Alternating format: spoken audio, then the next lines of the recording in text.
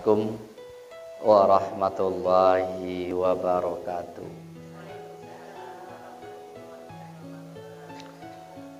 Alhamdulillahi rabbil alamin, hamdan katsiran kama amar. Asyhadu an la ilaha illallah wahdahu la syarikalah, wa asyhadu anna Muhammadan abduhu wa rasuluhu la nabiyya ba'd. Rabbi shrahli sadri wa yassirli amri wahlul 'uqdatan min lisanihi yafqahu qauli. Yang sama kita hormati ketua beserta kepengurusan majelis taklim, kemudian kepada ibu-ibu, bapak-bapak, wirid pengajian sebelum sholat asar yang insya Allah kita dimuliakan oleh Allah. Pertama, syukur yang tak terhingga senantiasa kita ucapkan kepada Allah Subhanahu wa Ta'ala. Walaupun hujan dari tadi, bahkan dari malam dari ya Bu, hujan, namun tidak mengurangi semangat kita untuk datang ke majelis ilmu.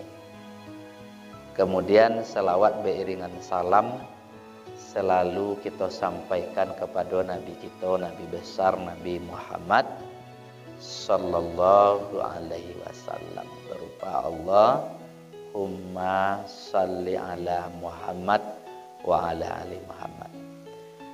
Ibu-ibu, sebulan yang lalu kita sudah membahas tentang syirik, yaitu menyangkut dengan tahayul. Dan rekaman kita tentang tahayul itu sudah beredar, layado bu menonton. Ibu nan acok coli api nyotonton ada dua rekaman kita siko petang. Yang pertama masalah tahayul, tangkik gigi tando ado orang kan mati, siade orang yang ado di hati awak. Tangkik gigi di bawah aja ado adik nan kan mati. Hilang tarompa, hilang sandalnya, keceknya, dan kau lakiu kan diambil di gang deh. Tuhan nama deh tahayul. Bagai mato tandokan manangi. Idri ada. Itu kadangkala ibu potang agak panjang pembahasan kita tentang itu potang. Namun ibu, pembahasan modeko dek kita tujuannya ibu untuk bukan kita untuk mencari kesalahan, tetapi untuk gunanya bu untuk memperbaiki akidah kita. Ibu sudah sholat, sudah banyak melakukan ibadah, tetapi ibadah ibu tidak ada nampak hasil. Abi dek dosa sirik yang dilakukan. Salah satu dosa sirik dia potang tahayul. Maka ikolah gunanya kita untuk ibu belajar kembali, mendengarkan ceramah kembali, mendengarkan tausiah-tausiah yang didatangi oleh guru kita. Ibu, makanya Rasulullah Sallallahu Alaihi Wasallam ibu setiap pagi inyo ndak lupa Rasul selalu meminta setelah selesai sholat subuh, kemudian Rasulullah tidak meninggalkan 3 doa yang sering diminta oleh Rasulullah. Masih ingat doa Nabi itu? Ketika selesai sholat subuh, Rasulullah meminta 3 hal, dan 3 ini berkaitan satu sama lain. Allahumma inni ilman nafi'ah wa rizqan thayyibah wa amalan mutaqabbala. Coba kita ulang lagi. Allahumma inni as'aluka ilman nafi'ah wa rizqan thayyibah wa amalan mutaqabbala. Nah, iko yang diminta oleh yang mulia. Yang pertama dalam doa ini apa yang dia minta, Bu? Allahumma inni as'aluka ilman nafi'ah. Ya Allah, aku memohon kepadamu ya Allah, berilah aku ilmu yang bermanfaat. Kalau seperti itu adanya, Ibu, Nabi meminta ilmu yang bermanfaat. Kalau seperti itu ada juga ilmu yang tidak bermanfaat. Apa contohnya ilmu yang tidak bermanfaat itu? Ilmu sihir. Ilmu yang bisa memisahkan satu orang dengan orang lain. Orang satu keluarga, pasangan suami istri, kemudian dikasih obat, lalu dia bisa berpisah. Itu salah satu ilmu yang tidak bermanfaat. Nah, maka Nabi meminta, apa yang diminta? Ya Allah, berilah aku ilmu yang bermanfaat. Mana ilmu yang bermanfaat itu? Ilmu apabila dipelajari menambah rasa takwi kita kepada Allah. Takut kepada Allah kalau tidak pakai jilbab. Takwi kepada Allah ketika kalau rumah tidak pakai jilbab. Itu kan nambah rasa takwi. Takwi kepada Allah ketika melakukan perbuatan dosa. Jadi ilmu yang bermanfaat itu salah satu ciri-cirinya menambah rasa takwi kepada Allah. Yang kedua, apa ciri-cirinya ilmu yang bermanfaat itu? Menambah semangat kita dalam beribadah. Contoh, Ibu, kita pelajari satu hadis umpamanya. Kata Rasulullah, inna fi jannata baban. Sesungguhnya di dalam surga itu ada pintu. Yaqulu babud duha. Disebut pintu duha. Fa iza kana yaumal qiyamah. Apabila hari kiamat nanti, pintu itu dia menyeru. Apa kata suara pintu itu? Aina takumu yudimunas sholatud duha. Di mana dia orang-orang yang rajin melakukan sholat duha dulu. Dia sibuk, tapi dia sempatkan sholat duha. Dia sibuk, dia luangkan walaupun 2 rakaat sholat duha. Dia sibuk, maka dia luangkan memuliakan Allah pada waktu duha. Orang-orang yang seperti ini, kata Rasulullah, mereka dipanggil haza babukum.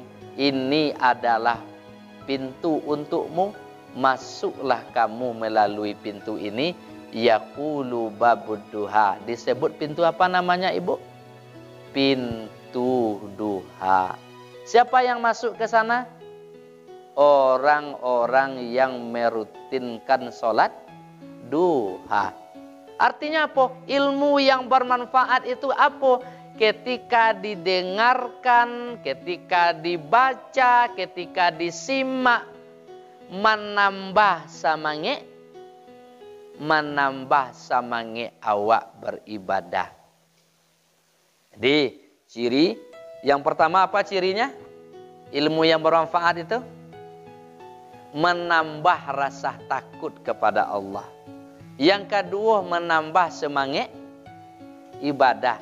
Yang ketiga ciri-ciri ilmu yang bermanfaat itu mengingatkan kita tentang mana yang halal dan mana yang haram. Ciri ilmu yang bermanfaat. Nah, hari kini ikulah kendala hari ini ibu. Orang lebih cenderung dia mendidik dan menyekolahkan anaknya di sekolah umum ketimbang sekolah agama. Sehingga apa yang terjadi?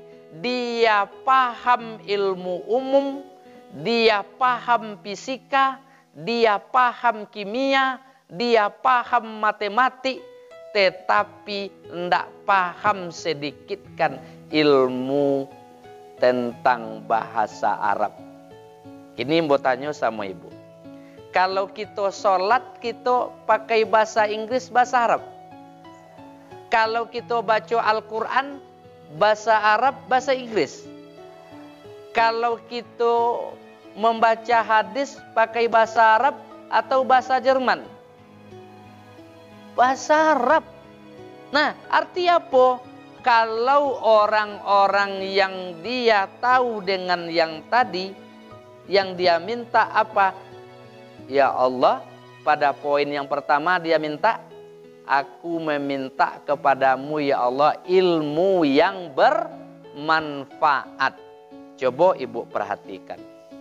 Agak berbeda nilainya orang yang sholat, yang paham dia bacaan sholat, paham maknanya, paham artinya, beda nilainya ketimbang orang yang tidak paham. Itu tidak bisa dipungkiri. Sering kita umpamakan oleh guru kita, contoh di dalam menggunakan tasbih. Ketika mengucapkan kalimat tasbih, orang yang tidak paham lalu aja dia subhanallah, banallah, banallah, banallah, banallah. Cepat. Nah, itulah deh ibu, dia tidak paham. Tetapi kalau dia paham, dia nikmati setiap bacaan itu. Subhanallah, subhanallah, subhanallah. Dia nikmati. Sehingga mulut berkata, kemudian paham, tahu awak artinya, sehingga lebih nyambungnya. Ketika kita mengucapkan apalagi bacaan sholat, maka itu yang disentil oleh Allah. Apa itu? Orang yang paham ilmu dunia, tetapi dia bodoh tentang ilmu akhirat. Itu yang disentil, yang diingatkan oleh Allah di dalam Al-Quran. Namun bagi kita pada kesempatan kali ini, yang kita lakukan ada dalam duduk kita di sini dalam rangka menambah ilmu agama. Mulut kita berdoa, ya Allah berilah aku ilmu yang bermanfaat, berilah aku ilmu yang berguna. Tidak saja mulut berdoa, tetapi ibu wujudkan bentuknya itu dalam rangka tolabal ilmu, datang ke tompe wirid. Ku boleh datang ke mayu ibu. Godang godaannya. godang syaitonnya lah taledor lah abi dek langkah 7 boleh Agus potang. Oke. Yang kedua yang diminta oleh Rasul apa Ibu? Yang kedua apa tadi? Rizqon thayyibah. Rizki yang baik. Tidak mungkin orang itu memperoleh ilmu yang bermanfaat. Seseorang itu ketika dia mendapatkan ilmu agama yang baik, maka akan berpengaruh terhadap dia mencari rezeki. Yo ndak? Kalau nyo ndak punya ilmu, berpengaruh ndak dia mencari rezeki? Berpengaruh terhadap rezeki. Kita kok dituntun untuk mencari rezeki.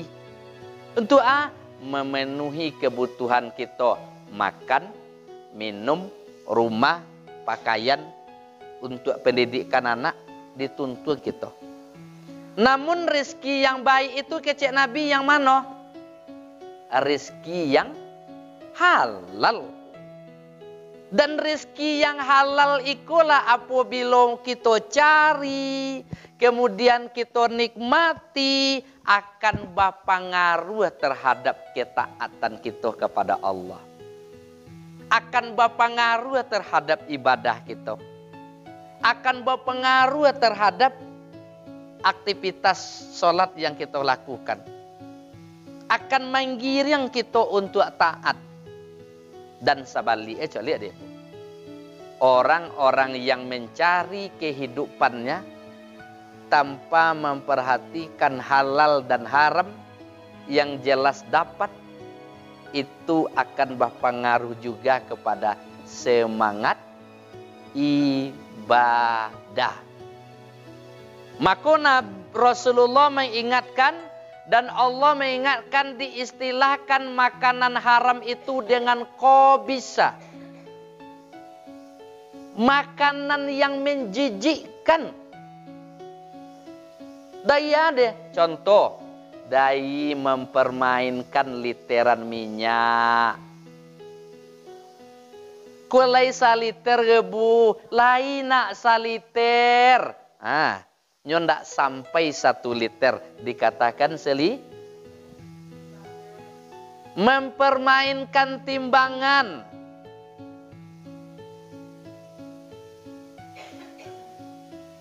Mempermainkan cupak. Ada ndak modeko, Bu? Aduh. Iko salah satu bentuk kecurangan-kecurangan.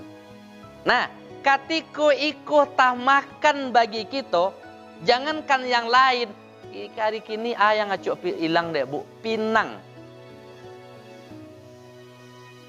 Kini orang hebat kini. Ditanya pinang sonjo di pagi beku laikan baju pinang, Bu, ndak. Pagi besoknya ndak aduh pinang tu ledo.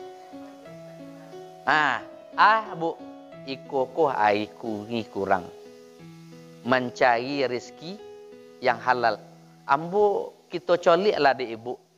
Orang-orang yang riwayat hidupnya yang suka mempermainkan timbangan, mempermainkan kwitansi untuk kepentingan pribadinya sendiri. Orang-orang yang baduto seperti itu, cibo Ibu colik. Kalau dia itu pegawai, kalau dia itu ASN, di akhir-akhir kehidupannya, ulun pensiun, sudah bertubi-tubi datang penyakit kepadanya. Kenapa? Karena makanan haram itu namanya khabisa. Menjijikkan dan mendatangkan penyakit untuk jasmani. Apalagi rohani. Rohaninya mana penyakit? Semangat ibadah loyo. Ndak umur doh. Kaki ko untuk dibawa beribadah. Boleh untuk dibawa beribadah. Maka minta kepada Allah yang berkaitan. Yang pertama apa tadi? ilmu yang bermanfaat. Yang kedua, rezeki yang halal. Dan yang ketiga yang kita minta apa Ibu? Yang kita minta adalah yang ketiga, amalan mutaqabbala. Amal yang diterima. Kok saling ada kaitannya. Tak mungkin amal diterima kalau dalam perut ada makanan haram. Tak mungkin amal soleh diterima kalau kita tidak punya ilmu. Ya enggak Bu?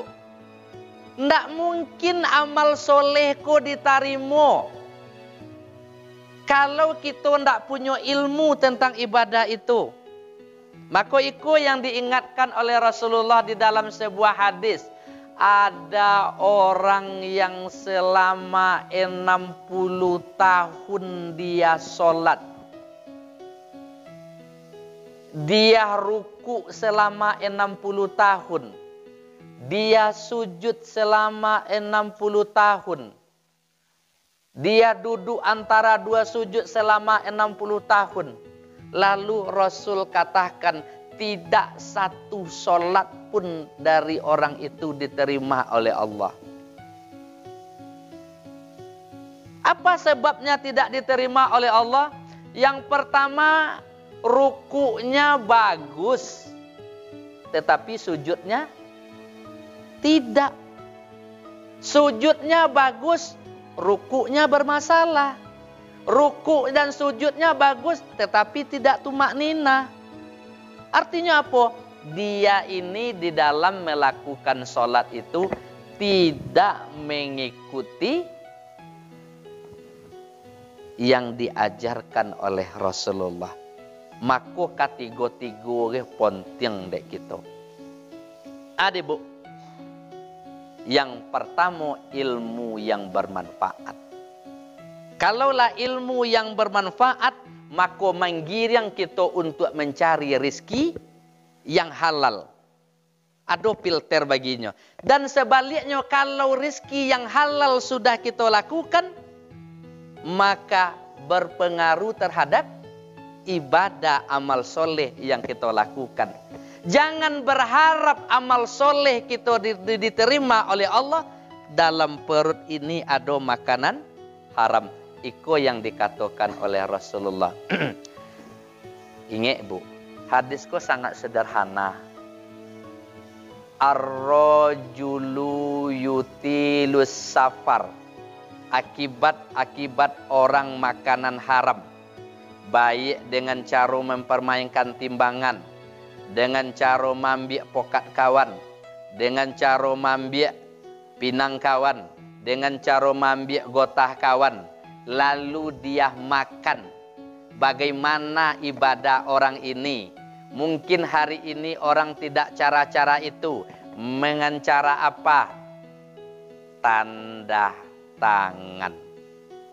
Dengan cara apa? Menjual miras. Ada dapat keuntungan di situ.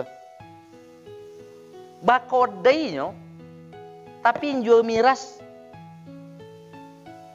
Tapi untung di situ tak masuk. Kata Rasulullah, ar-rajulu yutilus safar. Ada seorang, bagaimana dia itu? Dia itu seorang laki-laki melakukan perjalanan yang jauh. Sehingga dengan jauhnya perjalanannya itu, as'asu akbar, rambutnya ini berdebu, kusam. Tidak terurus. Bau yang melakukan perjalanan jauh tidak terurus.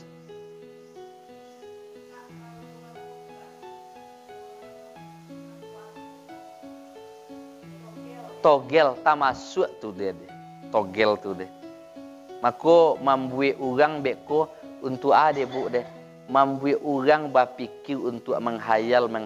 Hari pertama, bulan pertama nyoleh dapat beko ni. Tetapi untuk berikut-berikutnya lama tak mendapat. Itu tak masuk judi hal yang mau dia tulis. Togel. Tak masuk hari kini main chip. Kecuali apa-apa ai kini dia bu sibuk ujinya di apinya. Nganyo main chip. Judi ai kini ya di rumah aja seorang. Nah, itu yang judi online yang dilakukan di adik Rambo. Bu, berpengaruh terhadap makanan. Hati-hati gitu.